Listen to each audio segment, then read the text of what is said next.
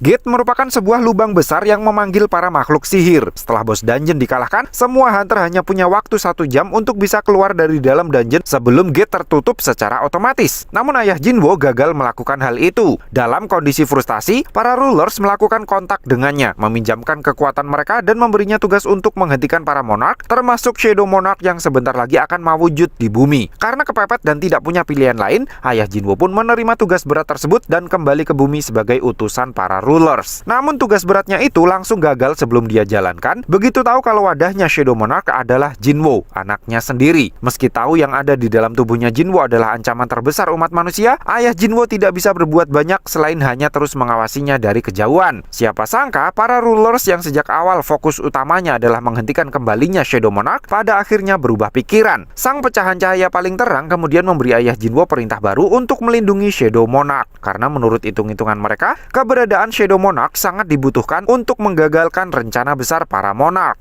Pasukannya Destruction Monarch diperkirakan akan sampai di bumi lebih dulu ketimbang tentara rulers. Dan hanya Shadow Monarch dan tentaranya saja yang punya kekuatan untuk menandinginya. Meskipun itu adalah sebuah pertaruhan yang sangat besar, mengingat tidak ada yang tahu pada akhirnya nanti Shadow Monarch akan memihak siapa. Namun sekarang semuanya sudah jelas. Sebenarnya ayah Jinwo tidak ingin masa-masa sakaratul mautnya itu sampai ketahuan. Dan lagi dia yakin kalau Jinwo pasti sangat membencinya. Di satu sisi Jinwo mengakui kalau dia memang sangat membencinya, tapi di sisi lain, dia juga sangat merindukannya. Dalam kondisi sebagian tubuhnya sudah mulai menghilang, ayah Jinwo berdiri dan memeluk Jinwo. Ayah Jinwo bilang para rulers hanya memberinya kesempatan. Sisanya dia bisa memilih sendiri apa yang menurutnya lebih baik. Sehingga Jinwo tidak layak jika menyalahkan mereka atas apa yang menimpa ayahnya.